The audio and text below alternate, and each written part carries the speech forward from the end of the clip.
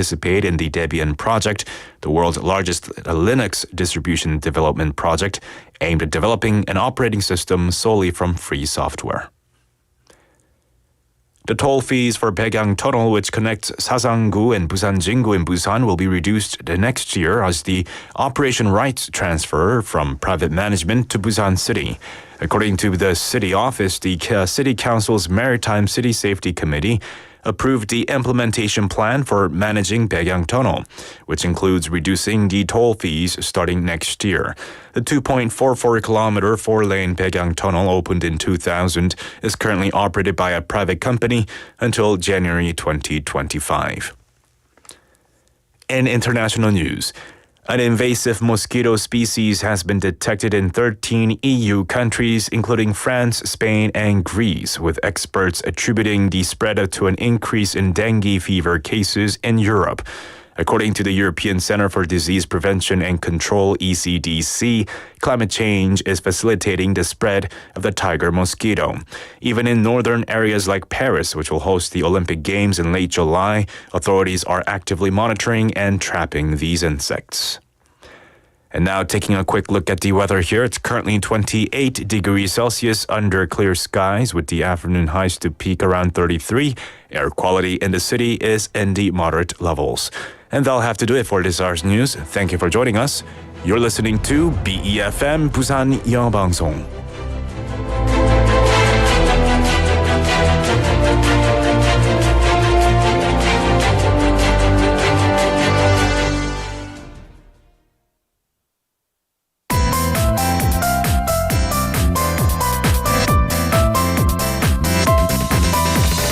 Your best choice. BEFM 부산영어방송. Coming up next is 2 p.m. Reboot with Casey McKeever. BEFM 부산영어방송.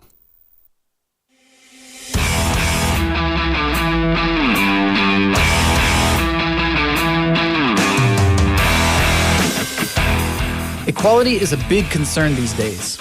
We often see headlines about income inequality, gender inequality, racial inequality.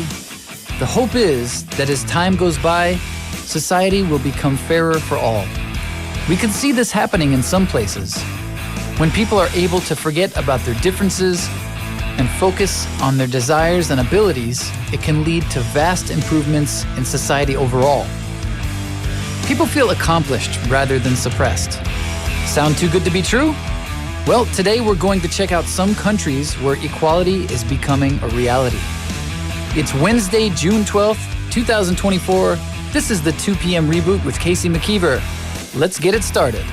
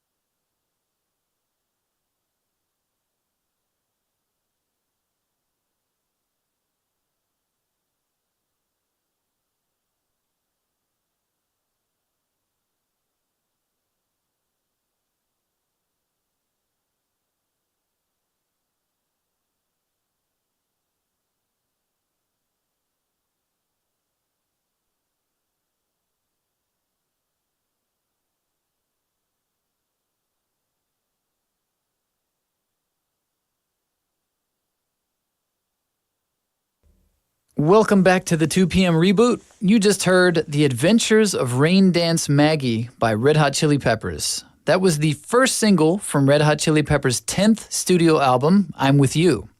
That was released to radio on July 15th, 2011, 3 days earlier than expected because the single leaked. Ooh, bands hate when that happens. The song was the first single by Red Hot Chili Peppers in 4 years following the 2007 release of Humpty Bump. Now, this was Red Hot Chili Peppers' first single with the new guitarist, Josh Klinghoffer, following John Frusciante's departure in 2009. In late 2009, guitarist John Frusciante announced his exit from the band. In a post on his blog, he said he had quit the group more than a year earlier and had a desire to make a different kind of music alone. He has since released a series of solo albums, so he's still working. Welcome to the program, everybody. You're listening to the 2 p.m. Reboot here at BEFM 90.5 in Busan and 103.3 FM in Gijang, Jeongwan, and Noksan areas. In Seoul, we're on TBS EFM 101.3 FM, and in Gwangju, we're on GFN 98.7 FM. I'm your host, Casey McKeever, and I'm happy to be here with you on this Wednesday. We've got a lot coming up on the show today. In hour number 1, we're going to start off with Hot Off the Press. That's where we check out 2 of the newest and hottest tracks from around the world of music. We'll give you some background info on the artists and why these songs are probably going to be so cool. Then we've got Jimmy coming in for All Around Busan, and this is where Jimmy takes us to different parts of Busan neighborhoods so we can learn about the various dongs in our great city. Then in hour number 2, we've got the daily list. We've got lists for everything these days, right? Sometimes it's the top 10 best, the top 10 worst. I think this is a good one. The world's most gender-equal countries. I'm curious what countries will be on the list for there. And then we've got Inside Korea, where we're going to talk about some important events or news happening in the country we live in. So that'll be good to know. And it's going to be a little bit related to our daily list today. We're going to talk about gender equality, and we're going to talk about other kinds of equality. So that's kind of our theme today. And equality really depends on power balances, right? Within relationships. So this got me thinking, when you think about your own relationship, could be a family relationship, could be a romantic relationship, any kind of relationship you have. In those relationships, who makes the decision? Is it you? Is it somebody else?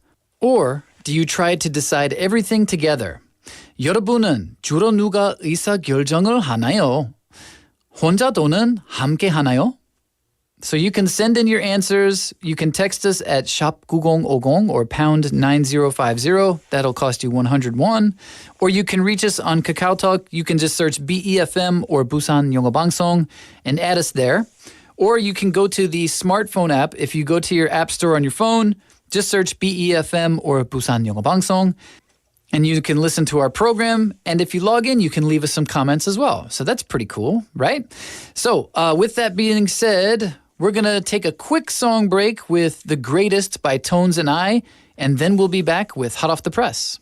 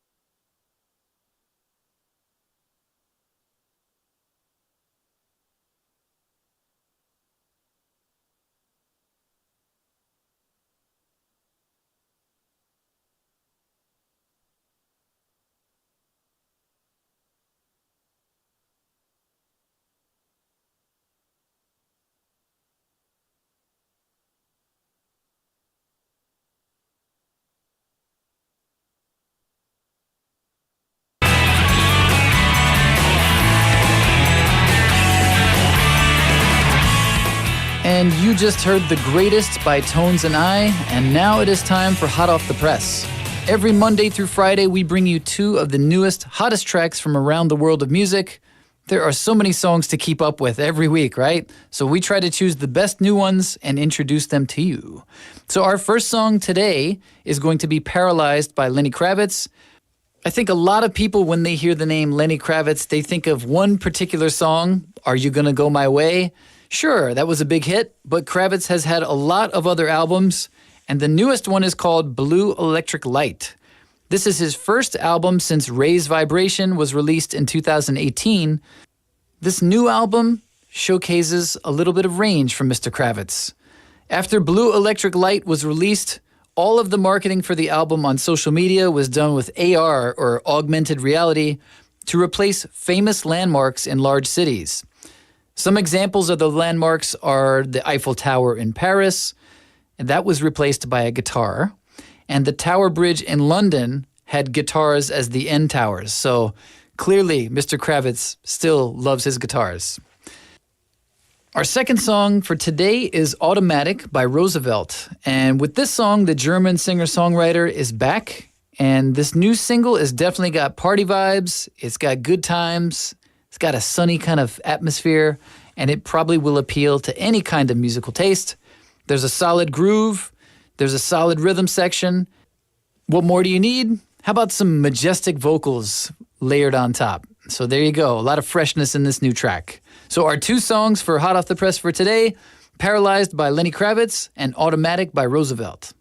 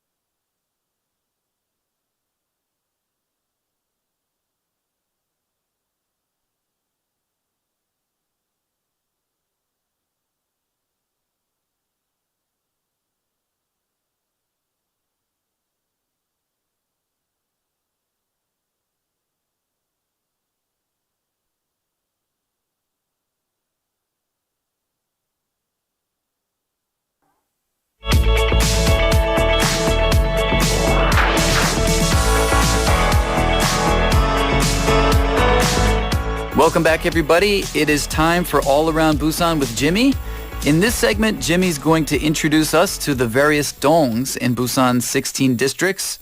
Each week, he selects one dong, which I guess means neighborhood. Is that right, Jimmy? Right. Okay. And so he's going to tell us all about the neighborhood, all the things that you can do there, the history of the neighborhood, and probably my favorite part, the foods that represent the neighborhood. Hello, Jimmy. Welcome to the studio. Hello, welcome to All Around Busan. This is Jimmy in the building. And today we are actually heading on a journey to Seogu Bumindong. Oh, okay. Seogu, I know. Bumindong. Bumindong sounds familiar. Really? Is there a reason I should know Bumindong? Yeah. I'm going to tell you all about it. It's Okay. actually in the western part of Busan. Okay. And Which Bumindong... Seogu means west, right? Right. Okay. Right. Look at me being so smart. Whoa. For sure. And Bumindong is actually known for its actually rich heritage and vibrant atmosphere, and as one of the older districts of the city. And you are pretty much familiar and acknowledge that there are 16 districts here in Busan. So is this, okay, just a question, because this sounds like a lot of work. So each week you have to kind of figure out which different area you're going to talk about, right? Right. 복잡하죠? Yes, it is very complicated, but at the same time, it's very entertaining because we actually get to talk about all this specific neighborhood. Right. Which some parts are already definitely familiar to locals and internationals because of those major tour attractions. Right. But at the same time, some of places are kind of well known as like a hidden gems, or even locals probably are not that familiar with it. So Right. yeah, it's really fun. Well, last week you introduced it to Oncheon-dong, if I recall. Yes. And I've been there so many times, and I had no idea half the stuff that was there. And I didn't know Pajeon came from there. Right. So, yeah, there's all kinds of cool information you bring every week. So I appreciate your hard work. Thank you so much. All So, right. shall we talk about Bumindong today? Yeah, so Bumindong is perhaps best known for its historical significance because of that during Korean War era. I see. I mean, we all know that at that period, everything was pretty much all damaged and demolished. Yeah. But yeah, it serves as the temporary capital and was home to the presidential residence for a period of 1,023 days. Okay, that's a very exact number. 1,023 days. Basically, the presidential, I guess, palace was relocated to that area. Right. Maybe this is why I know Bumindong, because anytime there's some kind of commemoration about maybe the Korean War and people coming to Busan and refugees, probably Bumindong is a central part of that. Yep, you know it, Casey. Aha. You know it. Okay, I'm just totally guessing. I'm totally guessing. But okay, so it's definitely a big part of history. There's a big heritage there. What else is Bumindong known for? Yeah, I mean, this place is based on those kind of histories. Today, the neighborhood preserves this legacy through landmarks like the Memorial Hall of the Provisional Capital, which serves as a reminder of its role during the times of conflict and transition. So this Memorial Hall is a place that anybody can go visit, probably, right? Oh, for sure. Yes. Okay. So, is this a big building? I think I know exactly where this area is at, I should say. Is this near Subway Line 1? Would this be how you access Bumindong? Yeah, that's the one. And then there is another memorial hall actually inside of the campus of one of the university in that area. Which is located right there as well. Yes. Okay, I have totally been here before. I want to say, okay, if you're unfamiliar with Busan, and maybe if you know like the big tourist spots, and Jimmy, please correct me if I'm wrong, but if you go to perhaps the Gukjae-Sijang area, like Nampodong area, and head kind of west of that, right, if you're taking the subway line, because a lot of tourists, when they first come here, they might want to see Jagalchi or Nampodong, the big shopping area, right? For sure. And I want to say Bumindong is not too far from there. Not at all. Okay, is Yeah, that right? you're on the right track. Okay. So yeah, just like what you said, Casey, I mean, most of the visitors actually probably start their journey from Busan Station. Right, that's a good point. The train station's right there, right? Or the last, right? Or, yeah, or right. the last. Exactly. But anyways, so they actually go on a journey of like either Jagalchi or Gukja Market. And Right. yeah, the place that we are actually talking about is definitely not that far from those two major attractions. And that's something that's always cool to me. Like even though I live in this city and I have been to Bumindong before without really realizing it, like I just didn't know I was in that area. But there's a lot of hidden things really close to popular places. Like any big city I've ever been to, it's the same situation. Like you just reminded me, okay, so Busan Station's kind of a central point for people coming here. Right. In New York City, Penn Station might be the equivalent of that. And then when you get outside of Penn Station, okay, there's the Empire State Building's right there, Madison Square Garden's right there. But there's so many little alleys and streets that people probably never even turn down within walking distance, and that can tell you a whole nother side of the city. Right. So to me, that's what Bumindong sounds like. It's really close to a lot of tourist areas, but if you head that way, it's much less crowded. For right? sure. And I'm imagining there's some cool food. I'm sure we'll get into that as well. Yeah, you pinpoint out really well because I'm sure there are a variety of people out there who's really interested in just going to those major tour attractions. Which is cool. Which is cool, of Sure. course. But at the same time, some people are really, really wanting to go to those, narrow alleys. That's me. Yeah. Totally. Especially somebody who's in like photography. Sure. Or art industries. Right. They kind of want to go to hidden spots and then, bring up their creativities and Right. imagination. So yeah, this Because- could be the one. Yeah, I mean it's tough to like if you're a tourist and you do hit all the tourist spots and you want to take pictures, but then you realize everybody around you is taking pictures too.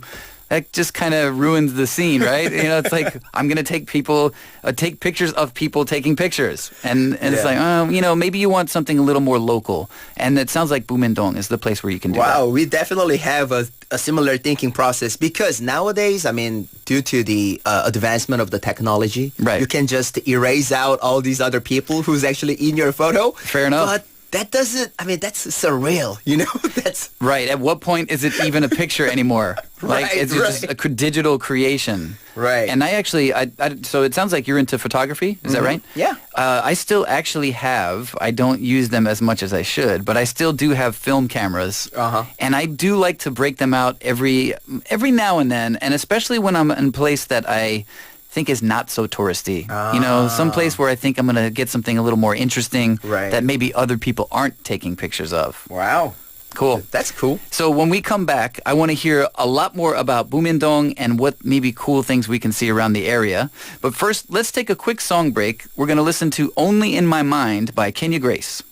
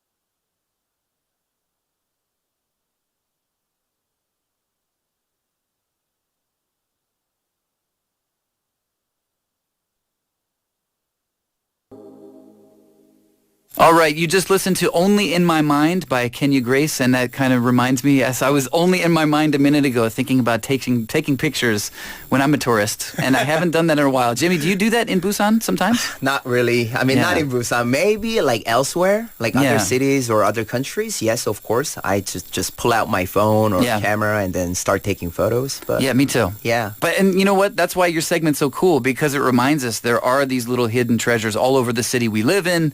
And maybe sometimes, take the camera out, right? That's why I'm here for. I appreciate it. So, as we were talking about before the break, Jimmy's introducing us to Bumindong today. So what are the major tourist attractions in Bumindong? Yeah, I mean, I would just like to kind of let you guys know those major two tour attractions or places that you can actually learn more about those histories. First one is what we just talked about earlier, Memorial Hall of the Provisional Capital. That's a mouthful. That's a long title. But it's because it's a very important place, right? It is. And where you can basically learn about the neighborhood's pivotal role in Busan's history. And secondly, take a stroll through the picturesque streets of Bumindong, just like we talked about, those narrow alleys.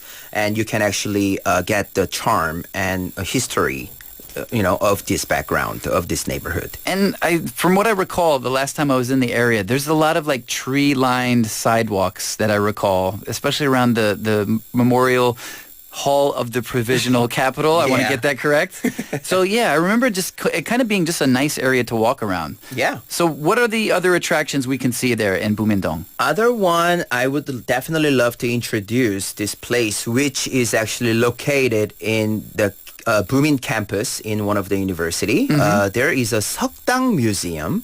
Okay. Yeah. Inside the campus? Yes, it's actually inside the campus. Will they let me in? Of course. Okay, of course. so you can actually go into the campus. Sure. Nobody's going to be like, hey, are you a student? Not like that. Okay. And if those things happens, you could say, oh, I'm here to actually learn about the history of Busan. So I'm a student of history.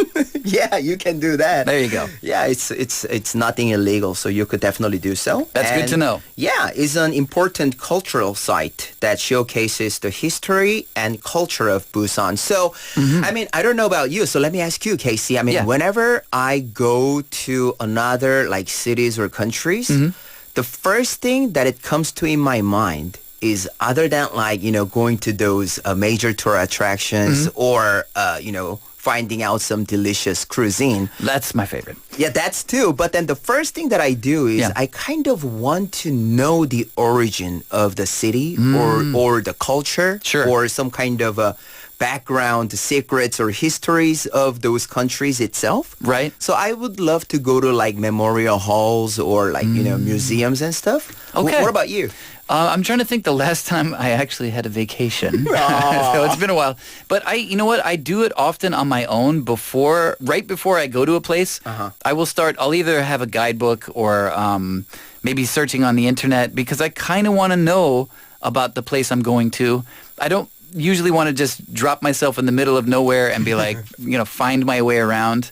That's cool if you have enough time, but a lot of times when you're traveling, that's just eats up half of your time there. Right. So you got a really great idea. I never really occurred to me that if you go to a lot of local museums, you can learn a lot about the neighborhood, and that can kind of inform you where you're at. I never really thought about it, to be honest. Okay. So now this is something I know I can do. Yeah.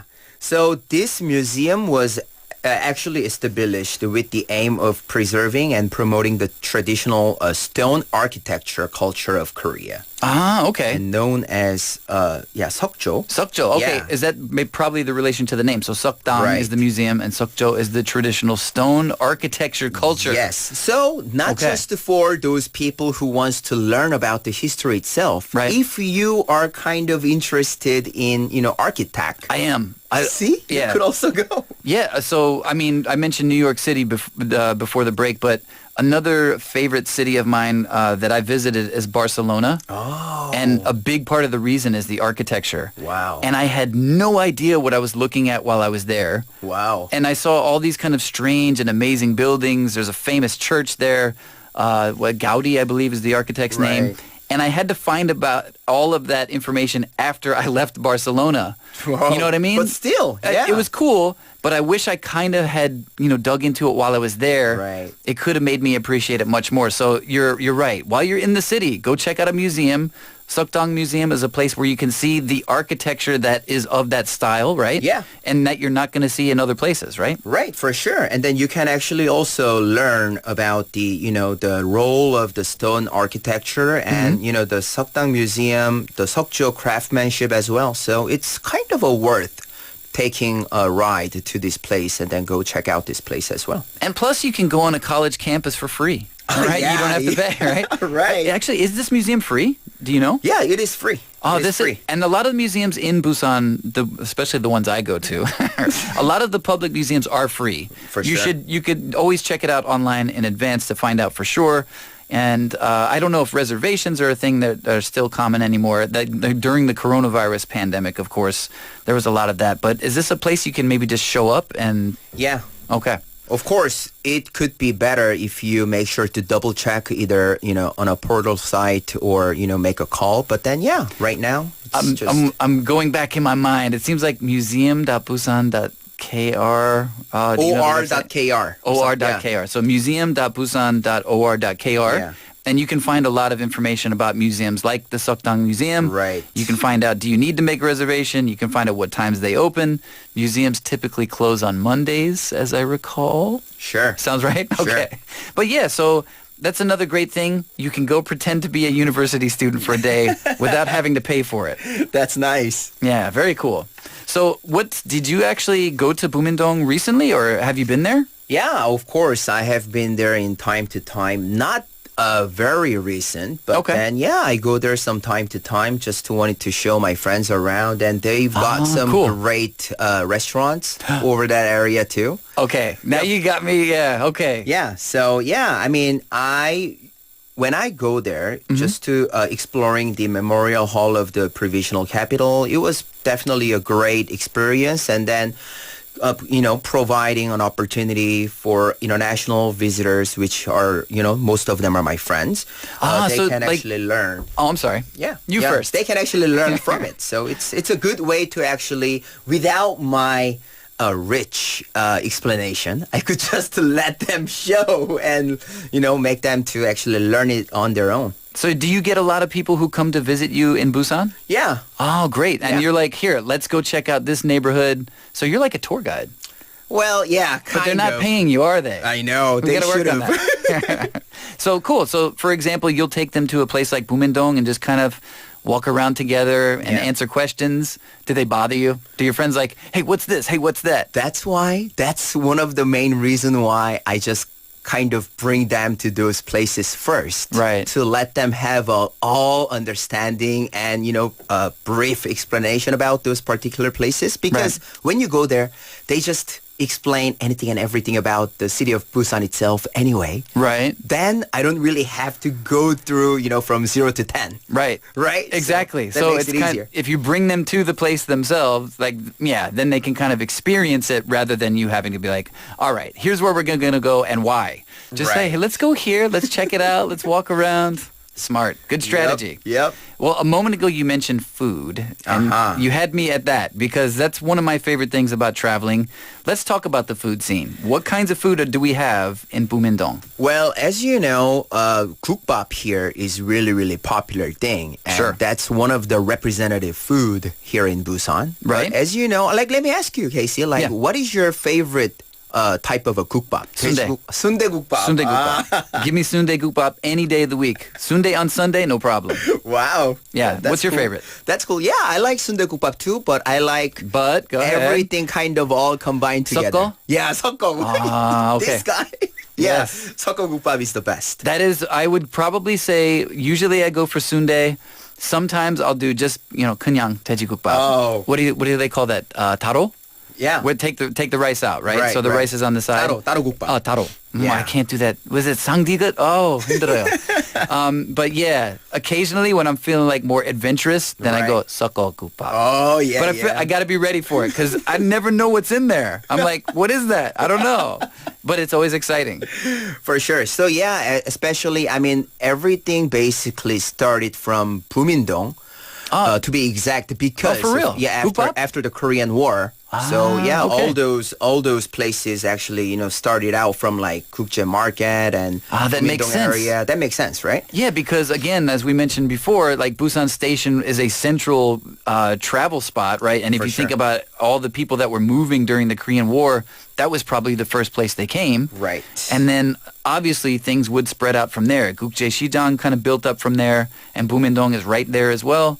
That makes sense. So kind of the home of Daeji Gukbap could be considered Bumindong. For sure. Oh, 신기하죠. And also that area is also popular for hot dog too. Seattle come hot on. dog. So yeah. Oh, the Shiat hotdog? Yeah. That is the best hotdog. Yeah. That is the number one hotdog So- in my book. You can just grab a gukbap Right. for a decent meal. Sure. And after, you can just take a seat hot dog as a dessert. And that sounds like I would because I know Busan food a little too well now, I would probably do that every day. If I were a tourist here, let's say, for example, if I moved away from Busan for some reason, and then I decided to come back, I would probably do Daeji Gukbap and Shiat hotdog every day while I was here. Wow. But I would do varieties. You know, Yes. the first day would be sundae, the next day would be taro, the next day would be soko, right?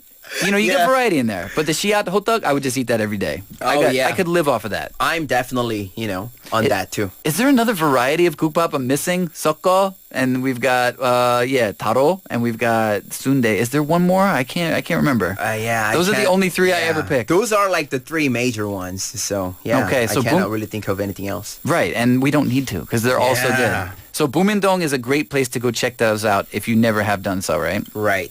All right, well, So just to define this neighborhood as just a one sentence, I would Oh, just can like you? to say, Bumindong is definitely a historical neighborhood in Busan and known for its vibrant culture scene. At the same time, you can taste the huge taste of gukbap. yeah, which I think I have some friends, Korean friends that are not from Busan. And usually when they come here, it's either milmyeon or daeji gukbap, Right. and they'll usually go with the daeji gukbap. So next time I bring some friends around because I do the same thing, not international travelers so much, but Koreans from other cities. Right. The next time I'm going to be like, hey guys, let's go to Bumindong. Yeah. Yeah. Right. And I'm going to be like, this time I'm going to get sokko gukbap. I'm going to do it. For sure. Cool. So, Jimmy, this has been a lot of fun as always, and we're going to see you again next Wednesday, of course, and we're going to learn about a different dong in Busan. Yeah, I'll definitely, please guys look forward to it, and then I'll come back with another episode of A Cool Neighborhood in Busan. Excellent. So this was All Around Busan with Jimmy, and we're going to play our last song of the hour. This is going to be Maria Maria by Santana, and we'll be back at 3.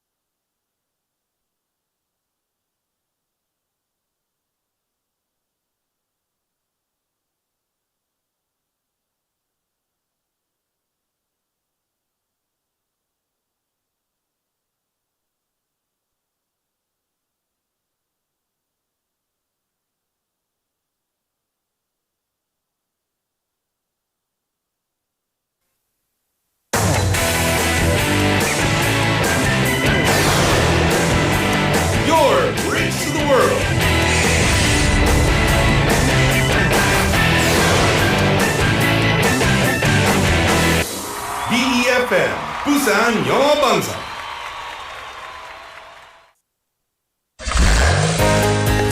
혹시 지금 운전 중이신가요? 어린이 교통사고 피해자 수는 지난 3년 평균 약 9만 명. 특히 어린이 보호구역 안전 기준이 강화된 이후에도 어린이 보호구역 내 사고는 지속적으로 발생하고 있습니다.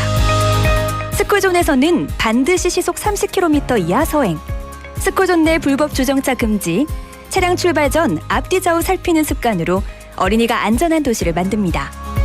참, 운전 중 휴대전화 사용은 모두에게 위험합니다. 우리 모두를 위한 교통안전, 나부터 실천하면 모두가 안전해집니다. 어린이가 안전하게 뛰어놀 수 있는 부산.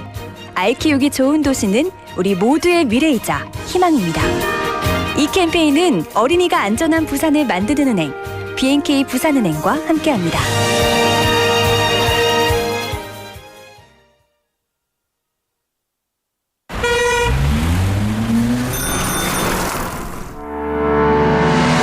Electric kickboards and electric bicycles are common on the streets these days.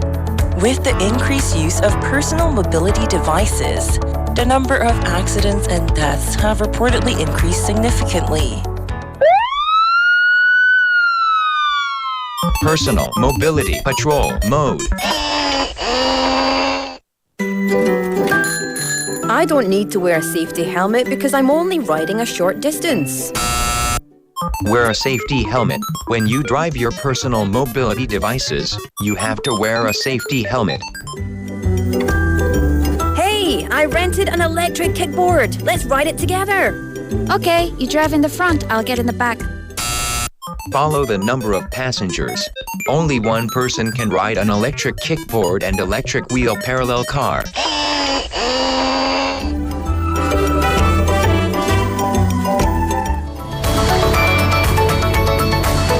Follow the rules of personal mobility devices and drive safely. This campaign is brought to you by BEFM 부산영어방송.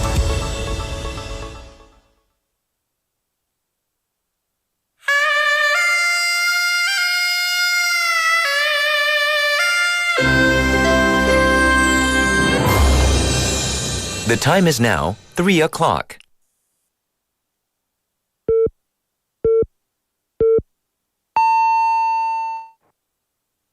First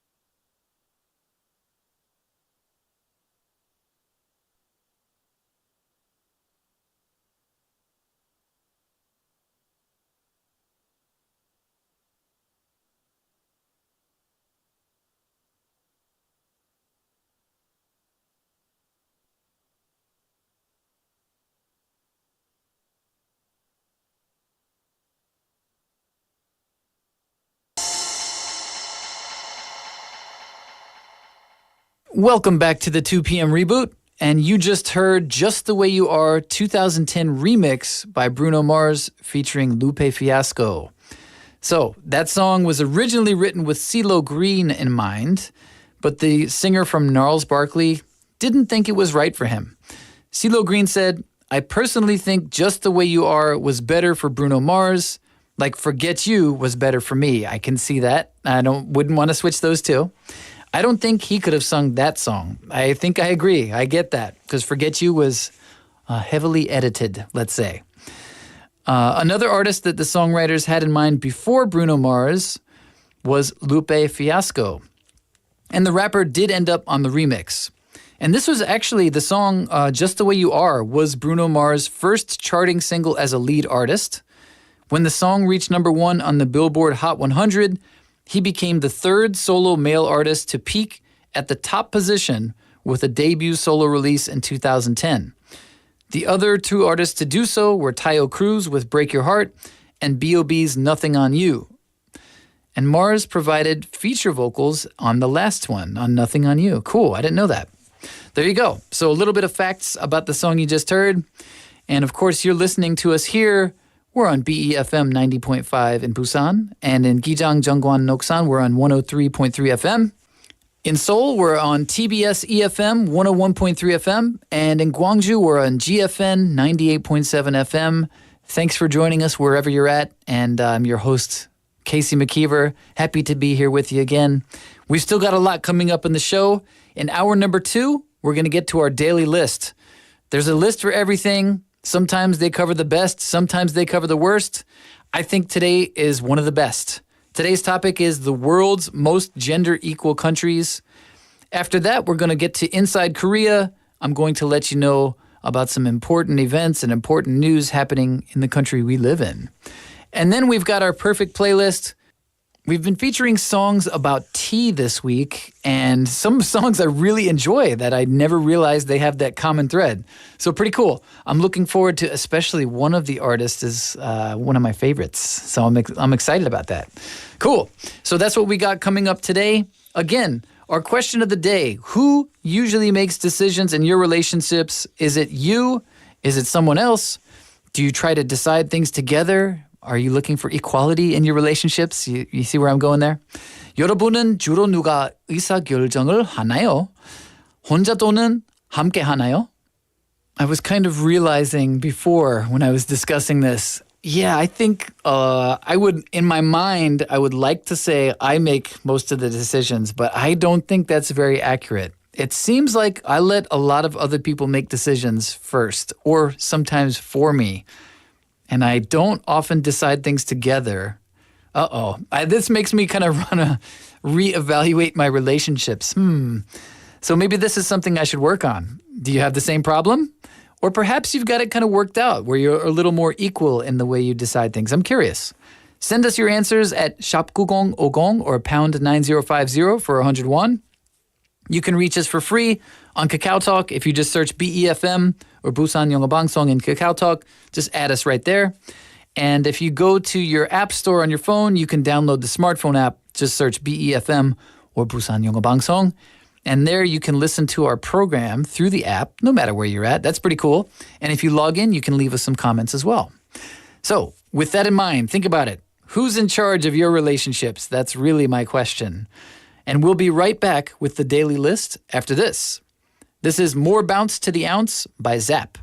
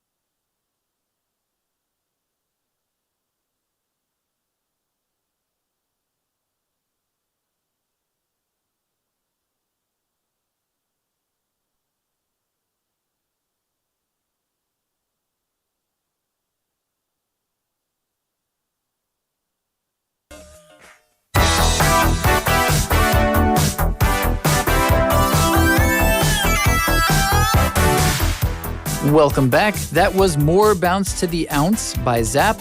And now it's time for today's daily list. We've got a list every day for you. Some of them are the best, some of them are the worst. Today, I think something that's really good, one of the best. Today we're going to talk about the world's most gender equal countries. And if you look at the information from the World Economic Forum, it's kind of a mixed picture out there. Apparently the needle is moving in the right direction, but very slowly. And at the current rate of progress, it will take 131 years to reach actual equality between women and men. That doesn't sound too good, ladies. I'm sure you're not happy about that. And no country has yet achieved full gender equality. Okay, but we've got a list, and we're going to give you some that are moving in the right direction more quickly. So typically, countries in Europe and North America tend to do better than the rest of the world. There is plenty of variation, however. All right, first of all, let's try to figure out how they measure this. So basically, if you have 100%, that would be complete equality between men and women. So this is the numbers we're looking at. Like 100% would be the best. So we were saying North America tends to do better than a lot of parts of the world. Well, if you look at the United States, for example, it's not 100%. The gender gap is less than 75% closed in the United States, and that ranks the United States behind Colombia, Belarus, Liberia, and Cabo Verde. The United States is ranked 43rd out of the 146 total countries on the list. That's probably not as high as I was expecting for the United States. So yes, could there be some improvements made there? For sure. Another country, for example, Australia. The gender gap is 77.8%. That ranks Australia 26th out of 146. That puts it right between Mozambique and Chile. Canada ranks 30th on the list with a gender gap of 77%, which puts Canada between Slovenia and Barbados. So where does all this ranking come from, all this percentages, right? Well, basically the report weighs different aspects like women's economic participation. That includes gender gaps in income, employment, leadership roles. It also measures educational attainment. That can be seen in literacy rates or educational enrollment. Also, part of the index is health and survival, which probably is most easily seen in life expectancy, how long people are expected to live. Then there's also political empowerment. How much female representation is there in parliament or ministerial positions? And how many years with a male or female head of state? So if you think about the United States, for example, well, it's not many. So what countries are doing pretty well? Iceland. For the 14th year in a row, Iceland has the top position in the World Economic Forum rankings. The gender gap in Iceland is estimated to be 91.2% closed. It's the only country to have closed more than 90% of its gap. So lonely Iceland at the top. But what are we talking about here? It depends on what you look at. If you look at the report, Iceland ranks first in terms of political empowerment.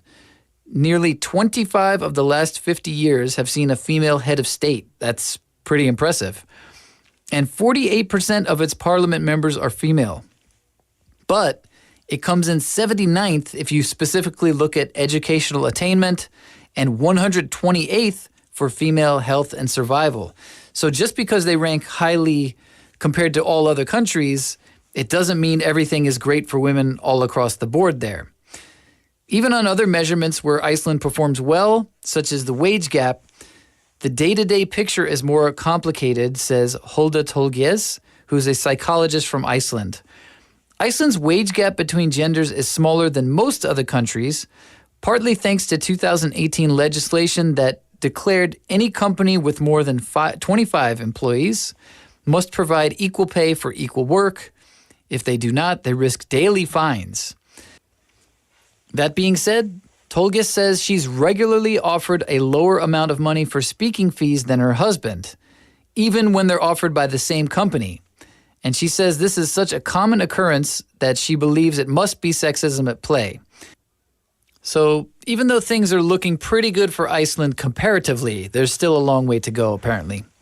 So what's next? What's after Iceland? Norway. Norway comes at number 2. It ranks second in the World Economic Forum's 2023 rankings. The global gender gap is estimated to be 87.9% closed. And it also ranked first in the 2021 Women, Peace and Security Index. Surprise? Well, not according to Thea Ringseth. She's a Norwegian native who's lived in various parts of the country, including Oslo and Trondheim.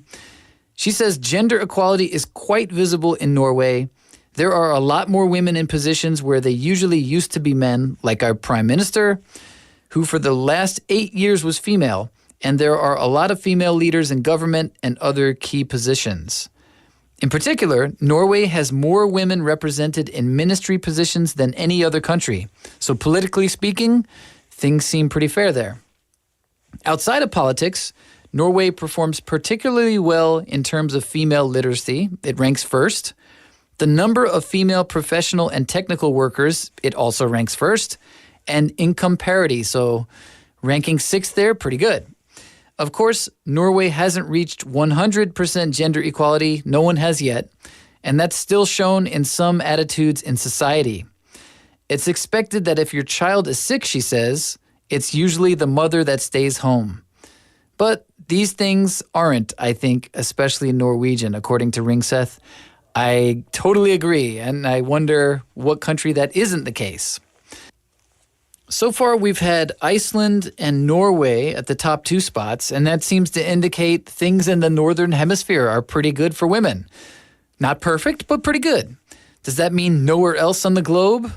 Well, not quite. So coming in at number 4 on the World Economic Forum report overall is New Zealand, and that is the top performer in the Southern Hemisphere. New Zealand does particularly well in terms of political representation. 50% of its parliament members are female, and female enrollment in primary and secondary education is almost on par with male enrollment. Jessica Vredenberg is a Canadian who's lived in New Zealand since 2016 and is currently a marketing professor at Auckland University of Technology. She says, in my experience, at least in the business school, the gender split is really quite even. In our marketing department, we might even be more female-heavy than male. My dean is female. Most of my colleagues are female. Vredenberg says she's not even aware of ever having had less than equal career opportunities than her male counterparts. So in her experience, it's pretty good. However, like everywhere else, New Zealand is far from perfect.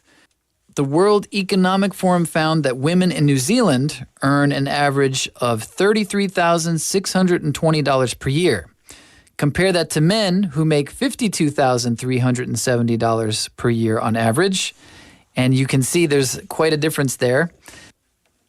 Thus, New Zealand is ranked 37th when it comes to wage equality.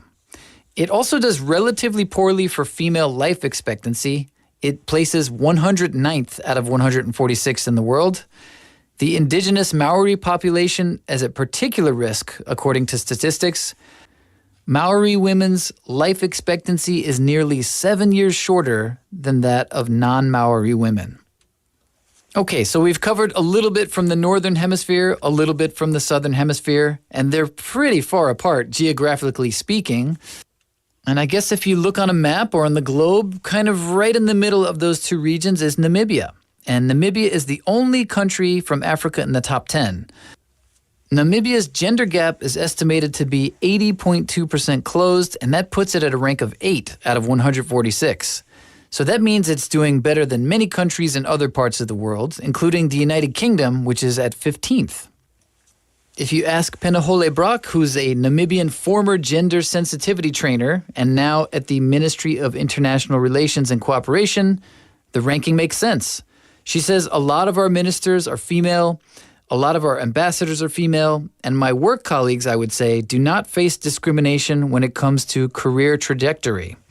It's been a very healthy work environment in that sense. So that sounds pretty good, right? But Brock says in terms of gender-based violence and sexual harassment, they still have a long way to go. The 2021 Women, Peace and Security Index, for example, placed Namibia 95th behind other African countries including Mauritius, Rwanda, South Africa, and Ghana. Brock has lived both in South Africa and Paris, and she says she wouldn't want to be anywhere else. The people, the music, the energy, I love it. It's so diverse. Each region is so different. I see so much potential in Namibia. It's a wonderful place. And I hope everybody feels like wherever they live can be a wonderful place too. We just obviously have some things we need to address to make society a little more equal for all. That's going to do it for today's daily list and the world's most gender equal countries. Let's take a quick song break. This is Ocean Deep by Cliff Richard, and we'll be back with Inside Korea.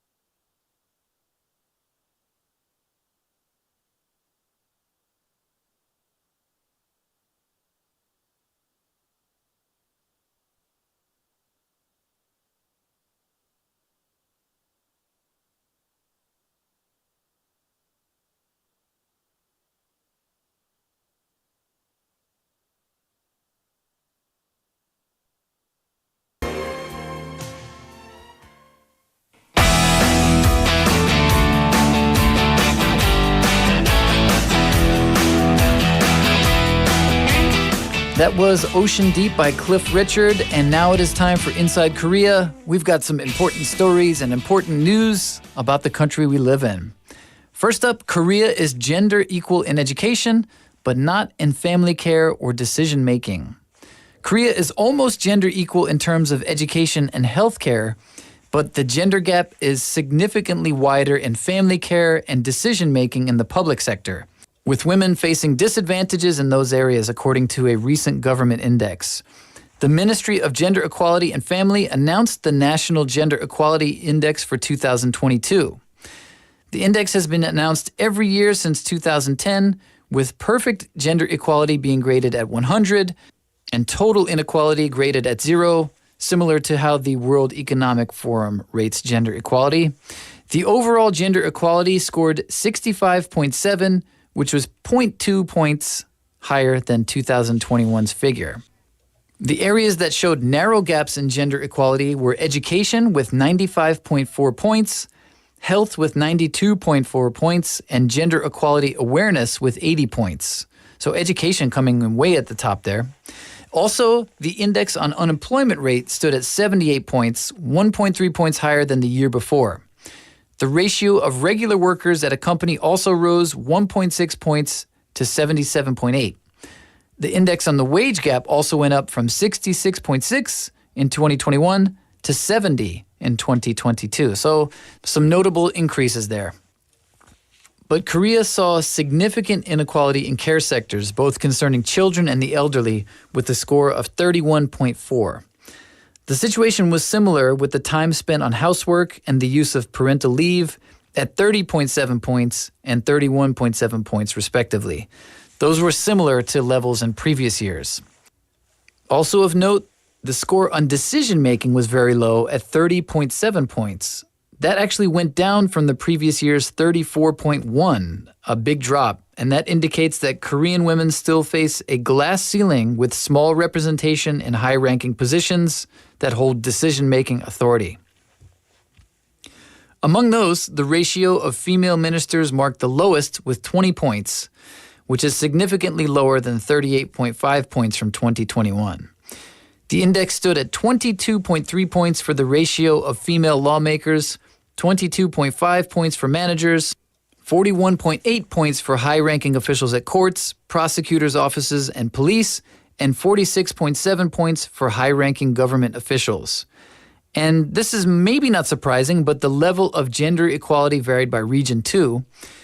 On a 4-tier scale of high, intermediate low, and low, Seoul, Gwangju, Daejeon, Sejong, and Jeju ranked at a high level.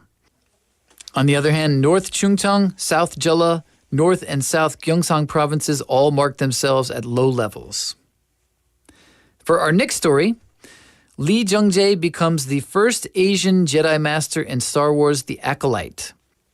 The Acolyte is the latest installment in the Star Wars franchise, and this one holds special significance, particularly for Lee Jung-jae.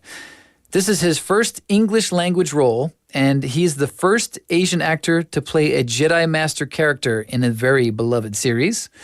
The actor said that he tried to make his character, Master Soul, more sympathetic to differentiate him from previous Jedi Master characters. At a press conference, Lee said that his character is kind of considered the senior to the Jedi you've seen before, so he thought a lot about how to portray the character. Instead of making it stereotypical, he thought it would be better to make him more open to human emotions, so maybe no Yoda. He said he tried to express various emotions more overtly, like fear and sorrow. That way, I felt the character would have a different tone than the Jedi we've seen before. But at the same time, as I watched the performances of the previous Jedi, I also thought, how can I make the character relevant and connected to those Jedi so it has the continuity that passes down to them from my character? He clearly thought a lot about this character and what it should be like because you don't want to upset the Star Wars fans, right? The Acolyte is a new 8-part show, and it's set at the end of the High Republic era. Do you know when that is? That would be about 100 years before Star Wars Episode 1, The Phantom Menace, which is a film that came out in 1999. The story of the Acolyte revolves around a former Padawan apprentice named Osha and her twin sister May, both of whom are portrayed by Amanda Stenberg. When one of the Jedi gets murdered, Osha reunites with Sol, who's played by Lee Jung-jae, her former Jedi Master. She accompanies his investigation into the crime. As further crimes and more clues emerge, they uncover a dark path and confront sinister forces, more sinister than they ever anticipated. Ooh, sounds like a thriller. The sci-fi series was created, scripted, and led by Leslie Headland, whose previous work includes the comedy series Russian Doll. That's one I've always intended to watch. I'll work on that. Lee said he was familiar with the director from watching Russian Doll and was captivated by that series' deeply human story. When Lee learned that director Headland was going to do this Star Wars series, he thought, this could be something new and unexpected. And as he expected, he really liked the plot when he read the script. He said the characters' emotions felt very warm and heartfelt, and it really depicts the characters' pain in a deep kind of way. So it gives them a strong sense of humanity.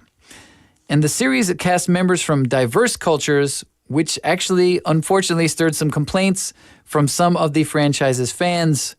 In an interview with the New York Times last month, Headland addressed the criticism, saying, "Anyone who engages in bigotry, racism, or hate speech, I don't consider a fan." It is interesting that people would get upset when you have a diverse cast, even though they're portraying characters of diverse alien life forms from around the universe. Like, why would that make anybody upset? I don't understand myself. But talking about this, Lee Jung-jae said, as the first Asian Jedi Master, he expressed his respect for every fan's opinion. He said that having an Asian cast member in this earlier setting in the story felt natural to him, given the franchise's many Asian influences. Yes, again, we're talking about a fantasy science fiction universe. Why would anybody expect to see one particular ethnicity or background or gender within the setting? I don't know. It's interesting. Just enjoy the movie, right? So that was today's Inside Korea. Let's have a quick song break. This is Feeling Good by Michael Bublé.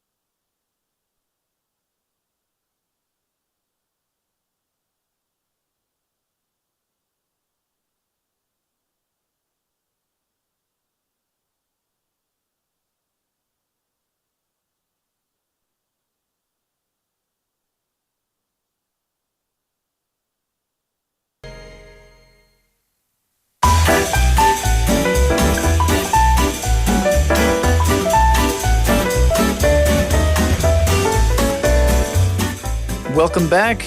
That was Feeling Good by Michael Bublé. I hope you're feeling good. I certainly am.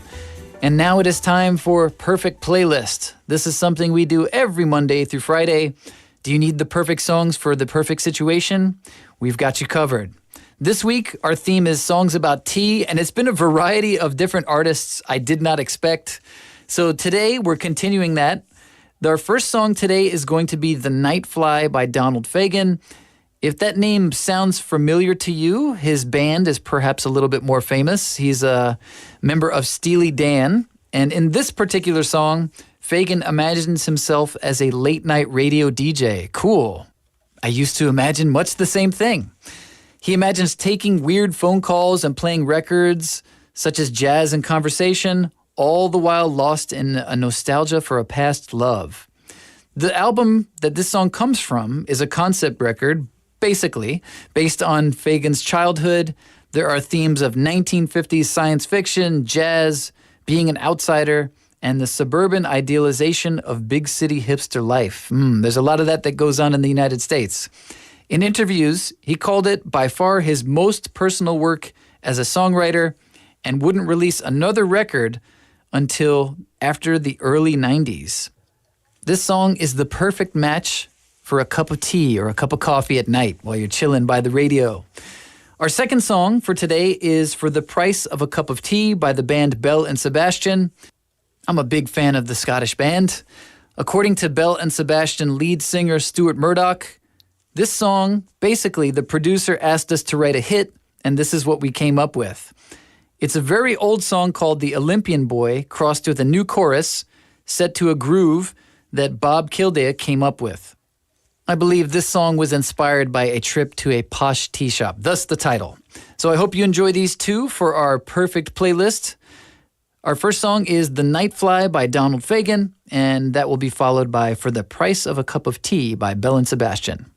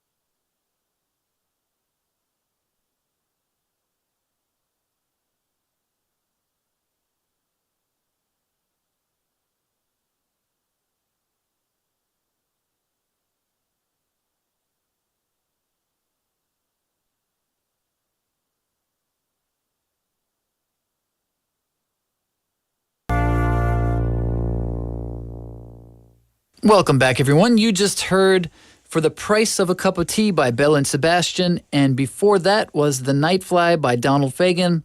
That was our perfect playlist for today. I hope you enjoyed those two songs. Unfortunately, it is time to wrap up the show. I have been your host, Casey McKeever. This has been the 2 p.m. Reboot. We'll be back at 2:05 p.m. tomorrow. Thank you so much for listening. And I'm going to leave you with one last song. This is On the Beach by Chris Rea.